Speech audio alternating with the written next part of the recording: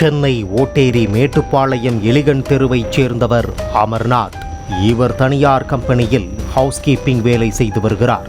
இவரது முதல் மனைவி சங்கீதாவுக்கு 21 வயதில் பிரித்திஷா, 17 வயதில் நந்தினி ஆகிய 2 மகள்கள் இருந்தனர். இளைய மகள் நந்தினி மாநகராட்சி பள்ளியில் 12ஆம் வகுப்பு படித்து வந்தார்.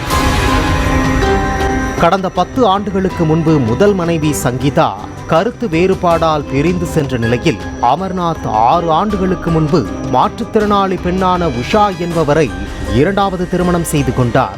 அமர்நாத் அவரது மகள்கள் அனைவரும் ஒரே வீட்டில் வசித்து வந்தனர்.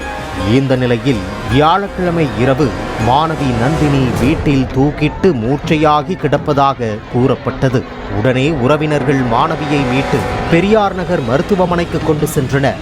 அங்கு அவரை பரிசோதித்த மருத்துவர்கள் அவர் ஏற்கனவே இறந்துவிட்டதாக தெரிவித்தனர். பின்னர் நந்தினியின் உறவினர் நிர்மல்குமார் மாணவியின் மரணத்தில் சந்தேகம் இருப்பதாக ஓட்டேரி காவல் நிலையத்தில் புகார் அளித்ததன் பேரில் போலீசார் வழக்கு பதிவு செய்து விசாரணை மேற்கொண்டனர்.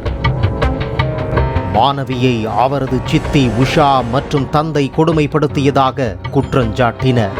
போலீஸ் விசாரணையில் சித்தி உஷாவின் கொடுமையால் மாணவி மேற்கொண்ட விபரீத முடிவு தெரிய வந்தது. மூத்த தாரத்து மகளான நந்தினியை திருமணமான நாளிலிருந்து சித்தி உஷா அடித்து உதைத்து வீட்டு வேலை செய்ய வைத்து கொடுமைப்படுத்தி வந்ததாக கூறப்படுகிறது.